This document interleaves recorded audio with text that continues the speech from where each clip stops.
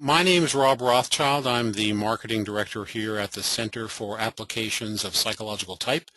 We were founded many years ago by Isabel Briggs Myers and Dr. Mary McCauley. And you all know, I guess, that Isabel Briggs Myers was the co-author of the MBTI instrument.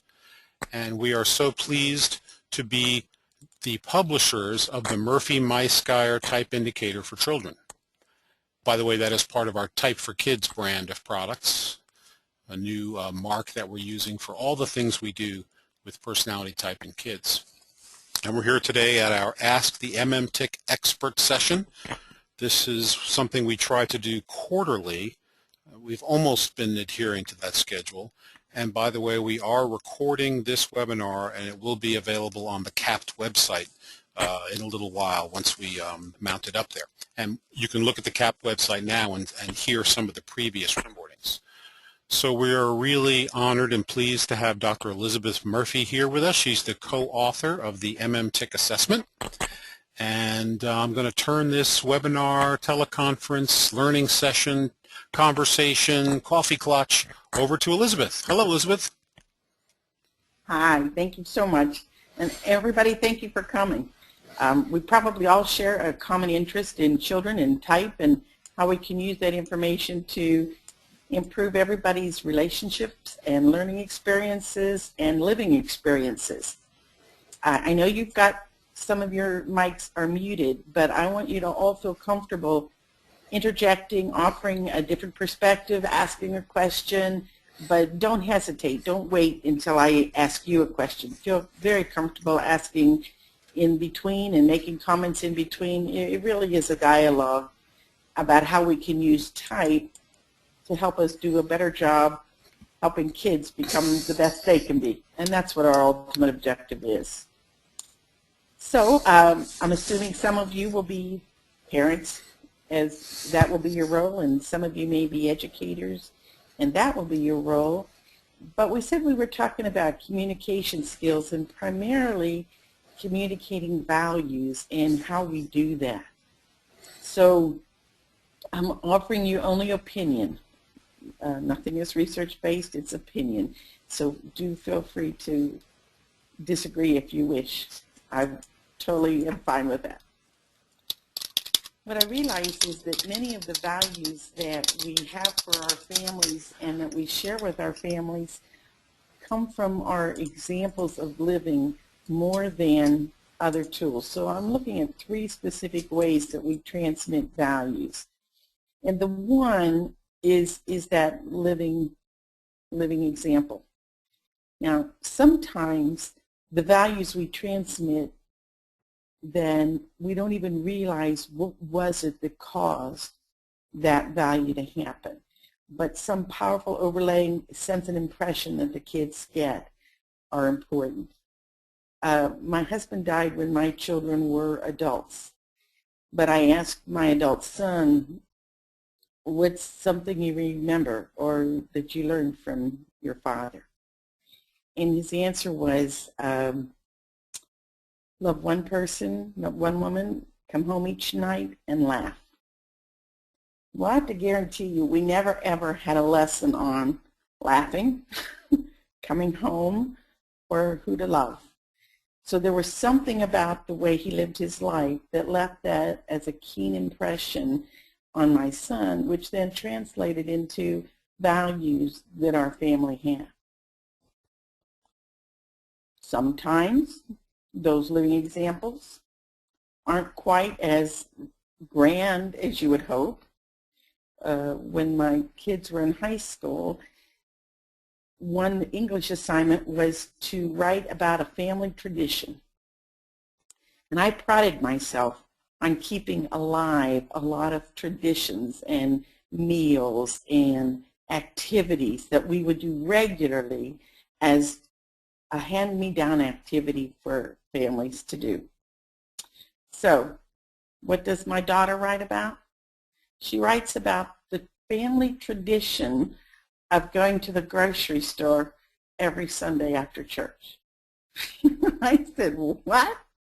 She goes, yeah, every Sunday after church, we all went to the grocery store, and depending on whether the Cowboys were playing football that day, we'd look at the clock and go, 10 minutes, anybody go get anything you want, throw it in the basket, and whatever's in the basket, that's what we eat this week. We don't, but anybody can throw in whatever they want. And we'd say go, and they'd run through the stores and grab stuff, and we'd check out of there so fast. And sometimes the meals would be incredibly creative because our selections weren't as diverse as we had hoped. But I just looked at it as grocery shopping. I didn't look at it as a tradition. But when they had to describe what is something fun that your family does that translates a value or of something important, she chose grocery shopping.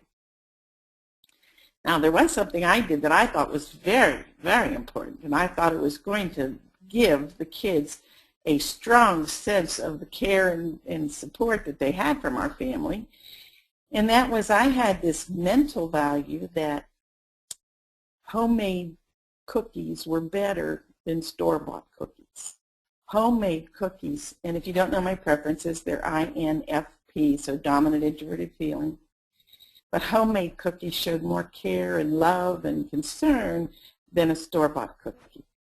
So even though I was working on my doctorate, working full-time, and had 2 children, I would stay up until 2 a.m. and 3 a.m. making homemade cookies so they would have a homemade cookie to take in their lunchbox. Yeah, well, I thought that was important. I thought I was sending a good message. But in the end, when my adult children saw me buy a cookie jar, they made the comment, oh, that's so cool. We never had cookies when we were growing up, homemade cookies when we were growing up. And I'm like, are you kidding me? Are you kidding me? I remember how many nights I stayed up late just to make them homemade. And they were like, you did? So somehow I thought I was transmitting the value of what was important and doing something important and caring for those that you love, but I wasn't. I never verbalized it. I just thought it would be secondary. So part of what I'm learning from those living examples is that sometimes I have to clarify, why am I doing this? Why is this an important activity for me to do for you? So that I do send the correct message. And to also recognize that some of those things that I think are so incidental and so easy, just activities of daily living, in effect, those very activities of daily living frequently send a value message to our children about what we think is important or not important. So I'm wondering if anyone has an example of a value that they've incidentally taught to their children or to their classes by the activities that they select to be important. Can anyone think of an example that they would be able to share?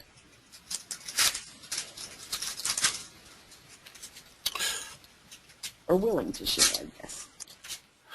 Don't be bashful.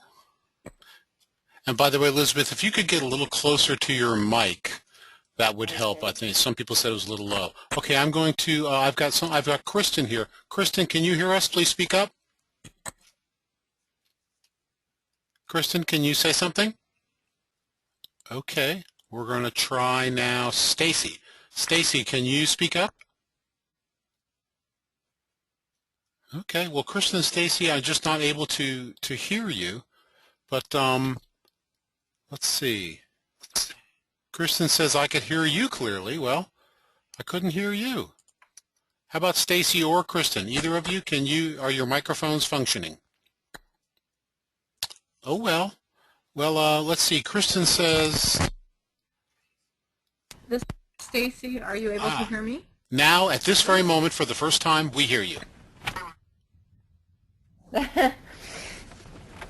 Okay, so when I plug in, unfortunately, I can't hear you. So I will give my comment and then unplug and replug in my earbuds. But one of the things that I have found, I am an ESTJ, and my son is, I've tested him since he was 8. I got involved with this very early. He's 16 now. And we've had a couple of different testing results, which I'm interested in hearing about that later. Okay. And one of the things that I've noticed, it kind of results back to the love languages, and in my opinion, and I find that with him, doing activities that are important to him really matter to him. Okay, and an example of that is if my poor child does not know how to cook really yet, but for him, the fact that I make him a meal or dinner or what have you, that shows him that I love him. And or if I were to go and watch him surf, those are the things that seem to be really important to him. And I'm gonna take my headphone or my speaker out now to hear the comments. Okay. Yes, when kids can feel our support for their activities, but I love the fact when children will have reciprocity, which is respect for our activities. Then they become more family value of, I will share what's important to you, and then you also share things that are important to me. But sometimes the kids aren't very clear about what is important to the parent. So if you were to ask your children, and I do think this is a good activity, is to ask your children to name 2 things that they would think are important to you. What would be 2 things they might say are important to you? Sometimes, like when I ask young children that, I almost always get family as one of the answers. The older you get, the more it's what stage of development are they in, that you kind of hear the answer. But if a child said, what's really important to you, and they said, books and golf, well, that might not mean that you don't care about them. They may take for granted, well, yeah, we know you love us, so besides us, you like books and golf, or whatever it is that they would think. But whatever they select, they've said, this is a piece of you that I've noticed, whether you've told me directly or indirectly. And if I ask a child and say, what do you think is important to your mom and dad? What would be something that they would value a whole lot? And they have no answer to give me. They go, well, I don't know. They go to work and they come home. So they go to work and come home. I don't know. What are you talking about?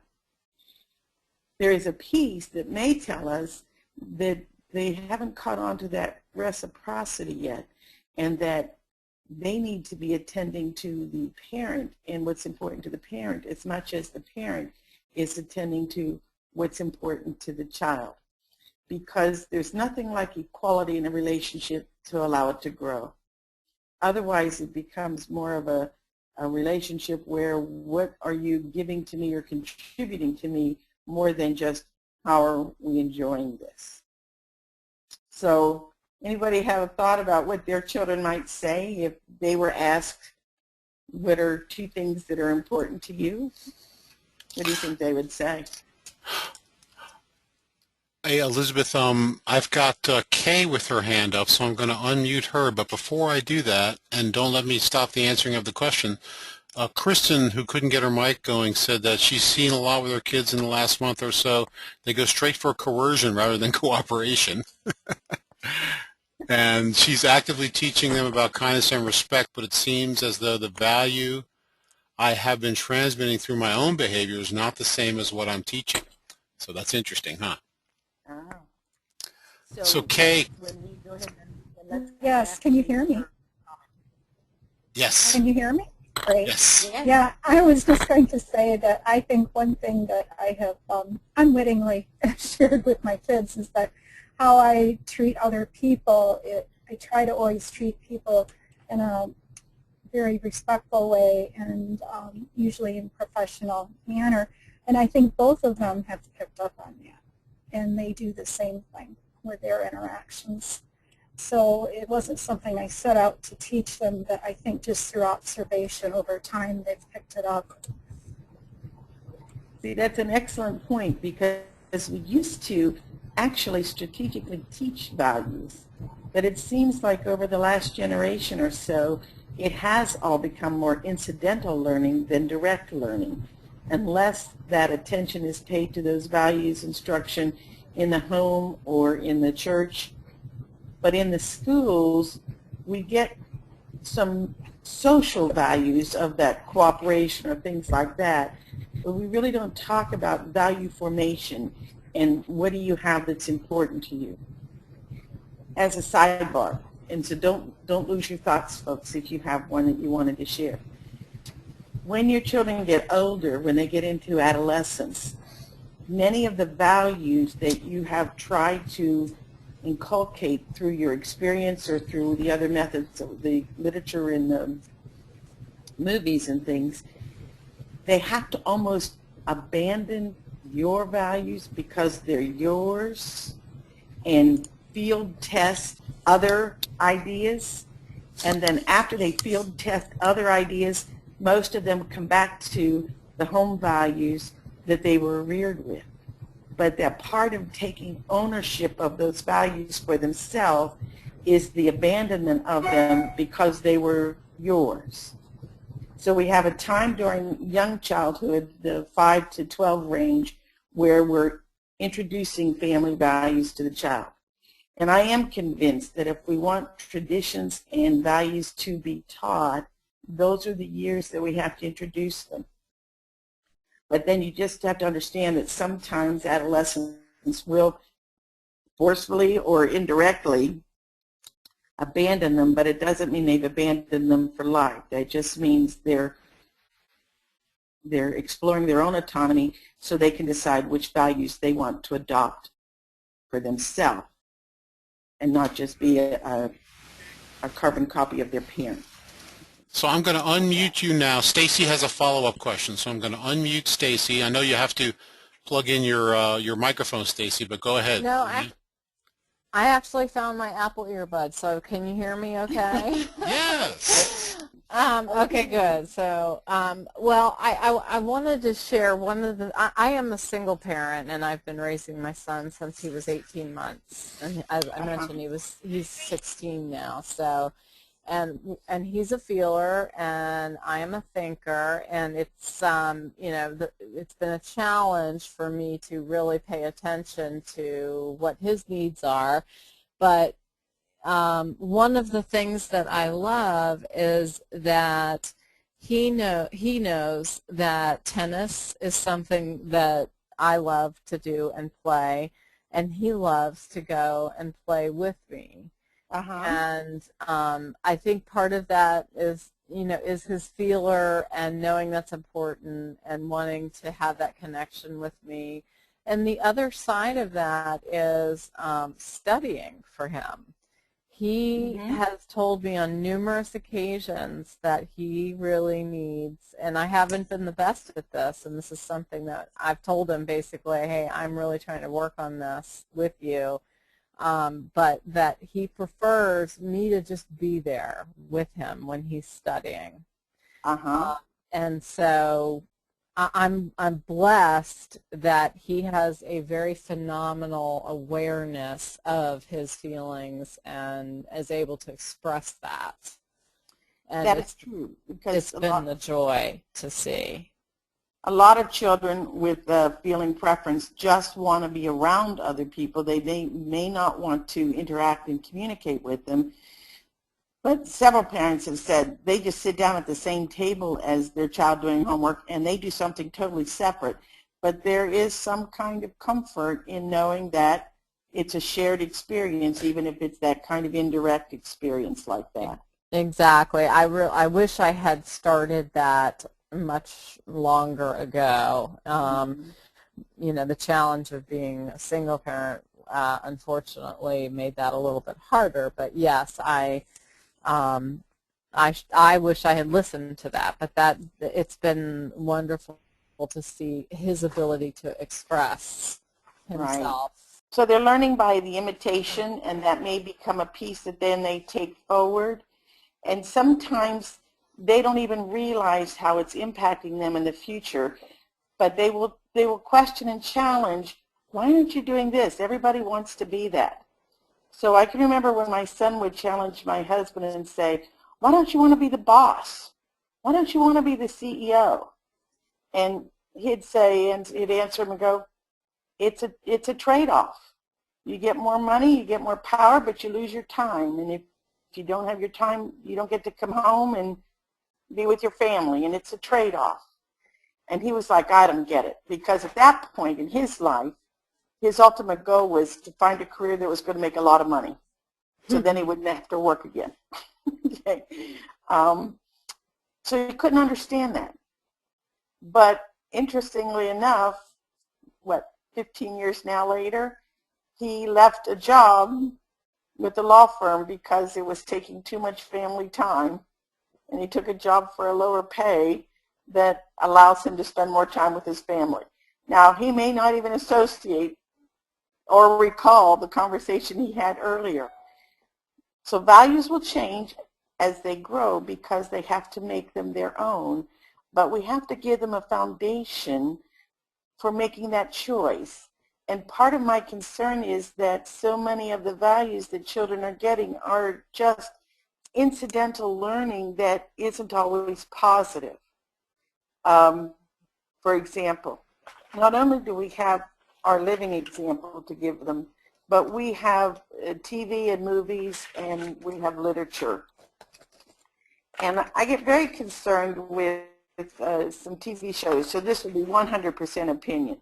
And as an adult, you might laugh at them, but when we have Two Broke Girls or Two and a Half Men on during the young children's TV viewing hours at 7:30 and 8 o'clock at night, there isn't more than 2 sentences that go by that doesn't have a pretty serious sexual innuendo, if not a directly explicit sexual comment, that they shouldn't even be able to process yet. And yet they're hearing it as if this is common adult dialogue. And it's not common adult dialogue with most adults that I know. It's only in the TV sitcom. But as adults, we can separate that. As children, it really becomes a model of how to talk to each other. Remember the show, I don't remember the name of the show, but it was Roseanne Barr. Maybe it was the Roseanne Barr show, who knows. But she was very direct and with her kids, and that was in contrast to the Father Knows Best kind of dialogue. But pretty soon people were saying things in the same way that Roseanne said them because it was okay, it was on TV, and that's what you can say and do, but it wasn't building the positive relationship that they were hoping it would build. And then kids will say to me, but I don't get it. They laugh. They laughed on TV. Why aren't they laughing when I say it? And why am I getting in trouble for saying it? And I'm getting that kind of feedback from kids. So when we have TV and movies that are there and very direct, they have to have some other option offered to them from family kind of support.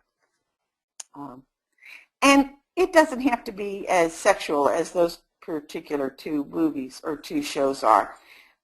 Recently in the blog I wrote about how I would like to rewrite The Ant and the Grasshopper.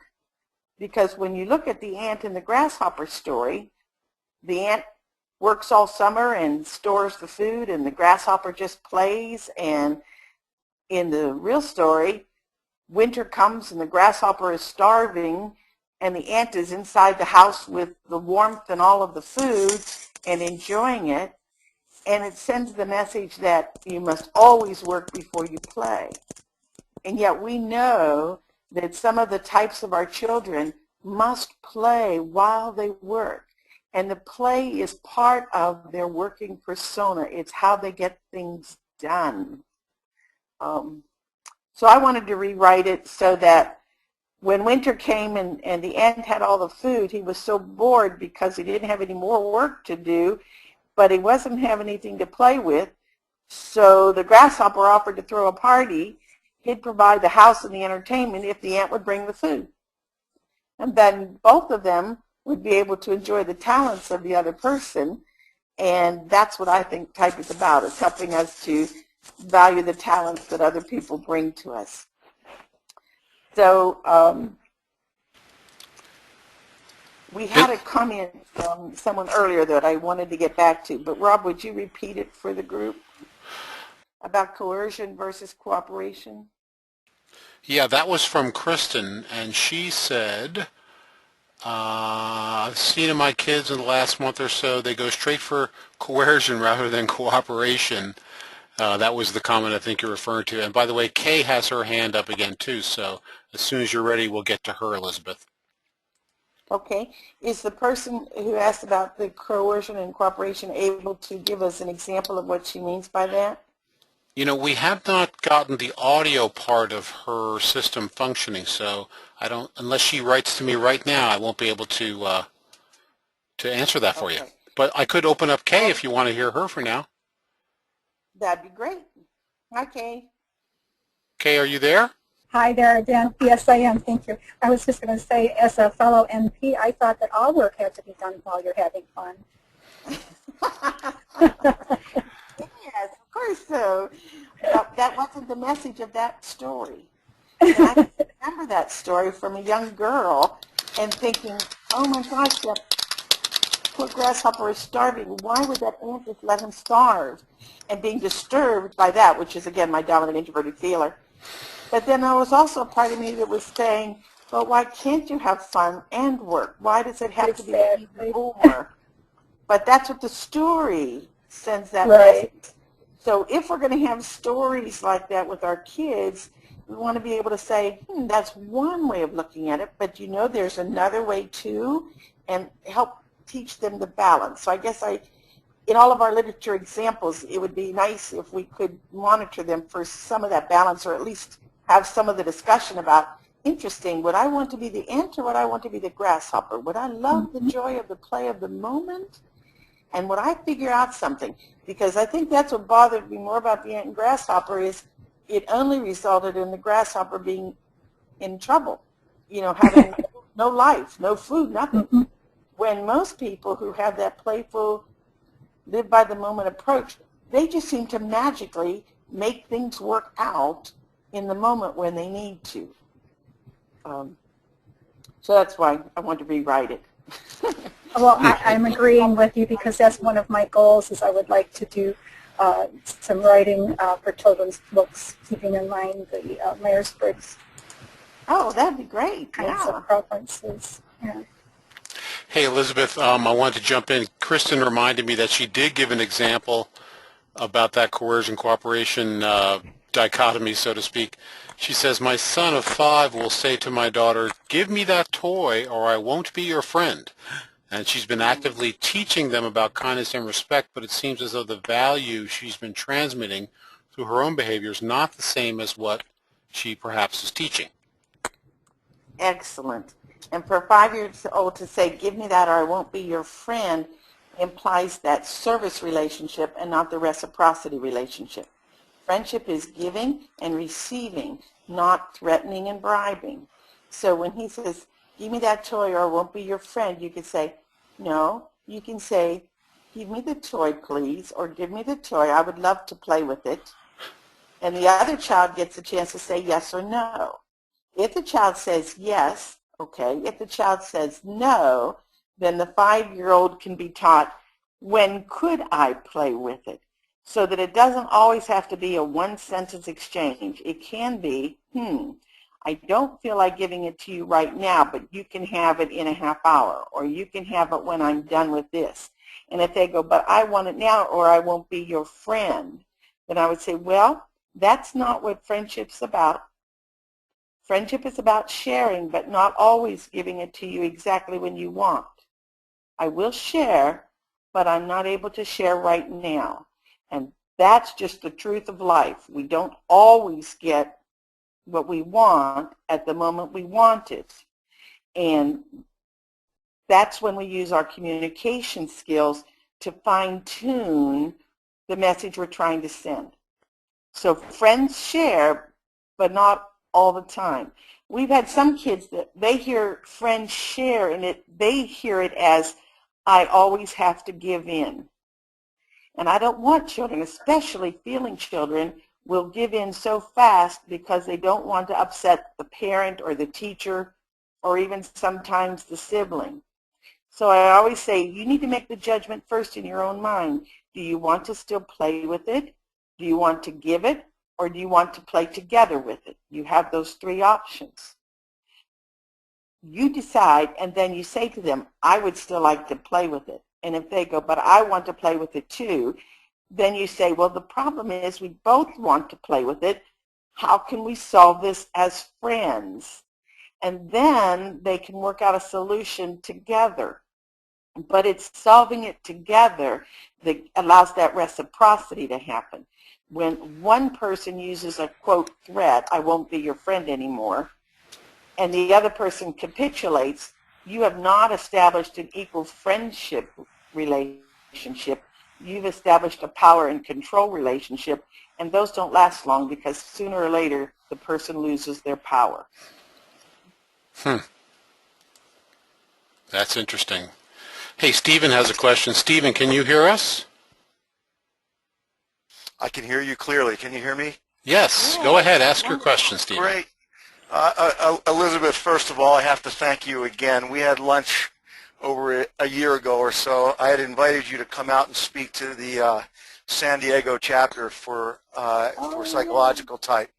And I will let everyone know that if you ever have the opportunity to do that, that she is a spectacular speaker, one that people still speak about. So thank you for that. Well, thank you. You're very welcome. But I'll share a story that when you spoke about the cookies that I think might provide some fertile ground for you. Okay. For years, I've got 4 children. The 2 oldest are boys, young men now, but they were scouts and I was a scout leader. And we would go on camping trips, usually once a month or every couple months. But it wasn't just with them. It was with a group of other like-aged children. And for any of you that are familiar with Scouts, you know, you're trying to impart to them a whole series of values and capabilities. And a while back, they're older now, and a few of the other young men now that were young children at that time, 10, 11, 12, when they were starting. I asked them, I said, what do you guys remember about these trips? There was a lot going on, Elizabeth. There was a lot being taught prior to going on the trip, on the trips, the whole 9 yards. And you know what they said? They said, we just had such a ball on the ride there and the ride back. I mean, sometimes we would drive 4 hours to a Joshua Tree or another location. They said that we would always mess around with the radio and pick a theme song. And every trip we'd have a different theme song. And it would be one that the children chose for some reason. There was a connection with what we were looking at outside or something, or a joke that someone had told. And then these kids would expand and expound upon the song and make up their own lyrics. And that would be the theme song. And that would be the theme song there. And it would be the theme song coming back. And then the next trip, there would be the excitement of what would the theme song be. And that was what they remembered. So, you know, so much relational development there, but I just thought I'd share that with you because I know you can pick that to pieces. Oh, it's a great story about how much the things that really matter first don't cost anything. Correct. Are that time we spend with our children enjoying life in the moment, but also you're conveying that silliness is okay, it has a place, that productivity has a place, but that we can enjoy each other. One of the pieces that I think some parents ran into that I've spoken with is they started taking their kids on trips, and not a whole group like you did with the Scouts, but just that allow them to bring their best friend so they'd have someone to be with, someone to play with. Sure. And that was nice for the kids, but what it did was it actually took the opportunity to be a family moment away from the family. So instead of the children falling into what are the family things, the kids would take care of each other and talk to each other, but not necessarily do the song with you or do the games with you, because now they had their friends and they just did things with their friend. So I got to the point where I started telling families, make it at least every other time. It's sometime this is just a family one, next time can be a friend one. Family one, friend one, so that you didn't allow only their friendships from school or the community to invade the time for family to have fun together and teach those values. It's so indirect. We don't even realize it. We played a lot of board games together, B-O-A-R-D, and I think sometimes my kids got B-O-R-E-D with some of the games. What I would do is anytime we started snapping at each other or just being easily annoyed and irritated with the other person, I would just declare game night. It's a game night. And when the kids were older, they'd be like, oh, Mom, I have homework. I don't even finish my job until 10:30. The earliest we're going to be able to play the game is at midnight. And I said, I'll put on the hot cocoa. Midnight it is. Midnight Monopoly. We're going to play. And for the first 10 or 15 minutes, there would be, ugh. But then all of a sudden we were laughing. We were cracking jokes. We were buying property off of each other if we really were playing Monopoly. And all of a sudden then the next few weeks we weren't snapping at each other so much and we weren't irritated with each other so much, but we forgot how to be with each other. And we forgot how to be with each other because we all independently became so busy living our lives that all the value that really was happening there is if you want to cultivate a relationship, you have to have a relationship. And it can't be one where all you do is do the programmatic sentences. What time will you be home? Okay, do you remember your forms? Okay, I'll pick you up here. Okay, and don't forget, blah, blah. Those aren't dialogues. Those are just really things that Siri could take care of for us now and wouldn't even involve the relationship. So we want to make sure that we go beyond that. Hey, Elizabeth. I may have an idea there for Apple computers.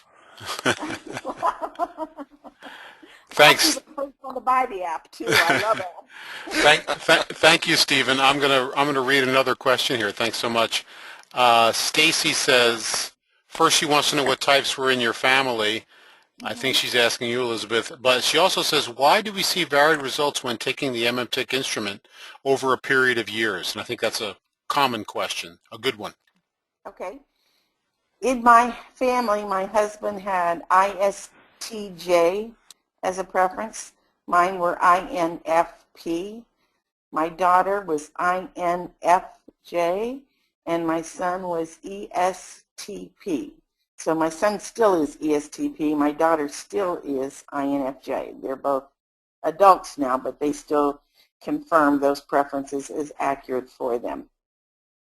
Why might you get a different result when you complete the inventory at different ages? For very similar reasons to why might an adult get different answers when they complete the inventory. When I do the training classes, so frequently people will say, but the last time I took it, I came out blah, blah, and this time I took it and I came out blah, blah. If you don't have a good mindset to start out, then you can sometimes have young children persuaded by what they believe somebody wants them to say. And F is more susceptible to that than T. T's are pretty independent when they're making their judgments. But it also deals with my level of self-awareness. The items, as best as we could develop them, are supposed to help you sort even when you don't have that intense self-development yet, where I know who I am and what I would prefer. But there are times as you grow up when all of a sudden you realize, wait a minute, that really isn't me. So there was a woman who told me that all her life she had scored as perceiving. And if you looked back on her behavior when she was young, it was absolutely SP, that extroverted sensing and perceiving. But that when we were doing the indicator, she said, I really believe now that my true preference is J. At the time, she said, she had 2 young sibling brothers who were terminally ill. And she provided the comic relief for the family. And so they all appreciated and loved the fact that she brought laughter and joy to the family. Now, she also was F. So she accepted that as her role in life. So if she were answering the questionnaire, she might very well answer the items reflecting what I'm supposed to be now. But when she was older and her brothers were not part of the equation anymore, and she could just think about, wow, if I'm going to manage my energy and in my life, what is the best way for me? She said she really realized that J was more accurate for her and that the other was the role she needed to play for the family at that time in their life. So hers was a pretty extreme example, but there can be multiple reasons for children, just like there are multiple reasons for adults. What we do know is that we had consistency on test and retest, and we had reliability estimates for consistency with the items in the instrument that are in excellent ranges. So the instrument helps people to sort to the level that they best can do at that time. And I always go back to Maya Angelou. I just loved hers when she said, you did what you did when you knew what you knew, and when you knew different, you did different.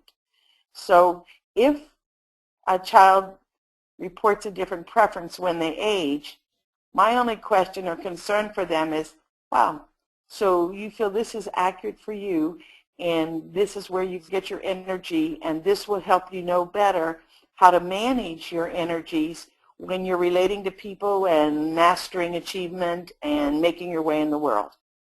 Great. If they change their mind in 10 more years, great. It's the level of self-awareness as it grows. We want to allow them that flexibility and freedom to vary as they grow, if that's what they need. So I don't know if that helps answer what you were asking or not, but Well, it helps me. That's really good information. Thank you. You know, we've got 15 minutes left, folks, so if you've got a question you've been dying to ask, now's the time. Just push your raise the hand button and we'll go for it. I see Jane just typed in.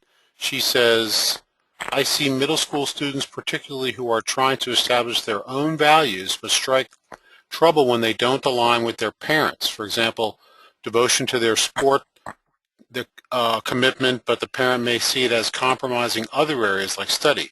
How can we help them manage this conflict? okay. That's a really nice question, because I agree with you that in the middle school, they are starting to separate and take on what do they want to do. I think there's been abandonment from the ages of like 5 to 10, 5 to 11, where they listen to the outer voices of adults, parents, teachers, about what's the right thing to do, the wrong thing to do, the best thing to do. And then they get that shift where all of a sudden it's like, I got this inner voice telling me something and I need to listen to it too. And sometimes when they start to listen to that inner voice and only that inner voice, they run into issues. So when they're like 12 and it's about football and academics, it cannot be an either or. It has to be a both and. So it's like, wow, football is important to you. And as a parent, academics and knowing you're getting a good academic foundation is important to me.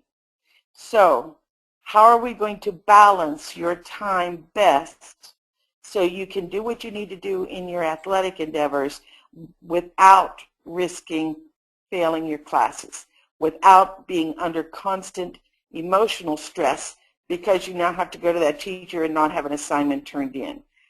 Let's talk about how we're going to balance that time and balance that energy so that you can get the best of both. it becomes a point when the parent has to show some respect for the child's choices, but not abandon the family value that they know in the long run may be more important, or equally important than what the child is doing right now. One of the rules that I used to use with my kids that really helped, I didn't really use it until high school, so it was a little older than the 12-year-old, but I would say, final decision is yours. If it was a choice, if it's a law, you don't break the law, period. You don't break the law, you negotiate to change the law for the next time, but you don't break the law. So anytime somebody wanted to change their curfew or change a house rule, I used to say, what we do in Congress is we revise the law. We don't just break it. So you have to obey it this time, but you can always sit down and negotiate for a future change. And that seemed to respect your right of input, but not respond to an emotional moment. Michael asked a question here. He says, I have an ENFP 9-year-old son. He is also diagnosed with ADD, combined type, I think is what he's saying here. I'm not sure. How much in your experience with children as an ENFP or ESFP are truly ADD, and how much might be attributed just to personality type?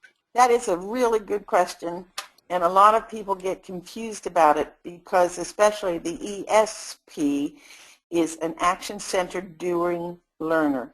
They want to experience it. They want to experiment with it. They don't want to just hear about it.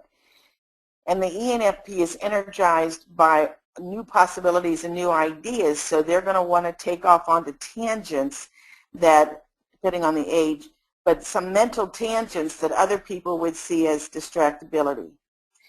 There is a critical difference. A person who has attention deficit disorder, combined type, is one where that neurological functioning interferes with the processing. When you're talking about ESP and ENP, you're talking about a style of processing information that enriches and enhances the learning, not interferes with it. So the outward behavior might look like movement, whether it was ADHD or ESP. The ADHD child, the movement took away from information processing. The ESP child, the movement enriched the mental processing. So we can't just look at what behavior is the child emitting as much as how much information is being retained and filed.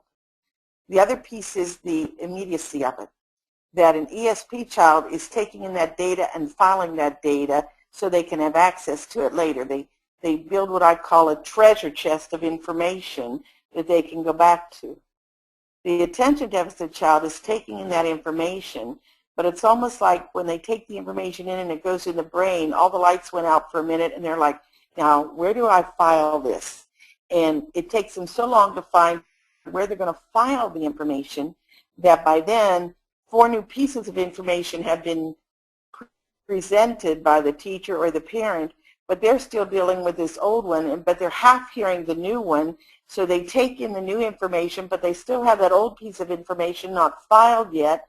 So then pretty soon, 10 minutes later, they're making a comment about that first piece of information, and you're like, well, yeah, but I thought we had already finished that because you hadn't said anything for so long. I don't think we appreciate how busy the mind of the attention deficit child is when they're trying to sort and put away all the information that is coming in at them.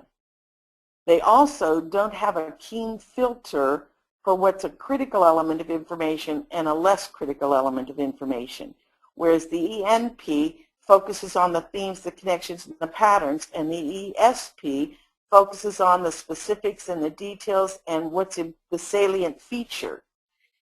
The ADD child has a harder time sorting that out before they file the information, so they try to take everything in and figure they'll sort it out later, but it just makes the sorting job even harder. So when I hear somebody who has misdiagnosed a type preference for an attention disorder, it tells me they're either not as literate in type or literate in the disorder, that there is still that kind of confusion. It would seem like somebody who really knew each of those fields would be able to finesse what are those critical differences. I do want to make one other point about our values, and that is that I don't think there's any age too early for us to start teaching these values through TV, movies, literature, commercials. Commercials are great sources sometimes of good discussions. But I do think there are times when it's too late. That if we don't have these direct discussions, and by direct discussions, it may be as simple as putting a frame around why I'm making these cookies at 2 a.m. I made homemade cookies, so when you open that homemade cookie and you taste it, you go, wow, my mom did something really cool for me. Enjoy that cookie. Now I would have said to them, this is what I wanted you to get from eating that cookie, not just, ooh, she burned them this time, you know, or they weren't as good, and that it was about the cookie, when it was always about the care that went behind the cookie. So the discussion we have can be a sentence or two. It doesn't have to be a long essay. But I fear that sometimes we wait too late to start to have those conversations. And then if you have children who are older, the good news about children is they're always still your children. So you can still have the questions and the conversations with them with that mutual respect of saying, oh, now I remember what I was going to tell you. The right of input. I want the right of input to your decision. The final decision is yours, but I want the right of input. So let me share with you another perspective, because I can give you the perspective of an adult. If you ask friends, they're only going to be able to give you the perspective of somebody who has lived as long as you have. In the end, you get to decide whether you want to take every penny you've ever had and buy that old junky heap or not. I just want the right of input. It's your money, your decision, but let me have some input into it. It is amazing how many times the kids have said, all right, and they don't act like they're listening to you, but afterwards when they make their own decision, that input carried weight. But if you just say, let me tell you something, they will hear that as dictatorial. You're trying to make me change my mind. You're trying to, and it's like, no, I respect that is your decision. I just want to offer input. Now, when it was not their decision, I would just say things like, you know, when you get to be a parent, you'll have the chance to make all the rules that you think are right for your child. It's my turn. I get to make the rules that I think are right for you. And the rule that I'm making right now is curfew is midnight, period. So Hey, Elizabeth, I've got one question from, Hope. One last question. Hope, can you hear us? Can you speak? Can you hear me? Yes. Yes. Oh, excellent. I'm very curious. My training, I have my master's in couple and family therapy, and my professional training is that way. I have 2 children as well, so I have my family and learning about type in that regard. But what my question is mostly about is that it seems as if type would be so, or not seems, but I'm sure that it's so relevant in family therapy. And I never took this class, and I used the tool initially because I had my degree in mental health. I was able to use the tool, or not the child one, but the adult one. Yes. And it was just so relevant and so helpful. I worked with often families with adolescents, so it was relevant for the adolescents to try to guess what was their preference kind of thing. But Right. so I'm trying to get certified now, or working through the certification to do for the child stuff as well. And I still work with families and that kind of stuff. I primarily am a stay-at-home mom with my 10 and 11-year-old. Mm-hmm. But I'm just so curious, why is it not in the mental health field? I think that's always been the question for so many people when they discover the value of identifying what is normal so that you can actually appreciate and respect the differences and sort that from inappropriate or atypical or abnormal behavior. Not everything a child is going to do is going to be appropriate, but we can redirect that behavior when we know it is wrong. But if we just have a different style of doing things, we can send so many mixed messages that we don't want to have happen. Type allows us to sort that. For instance, I know one mom that was, I think her preferences might have been ESTJ.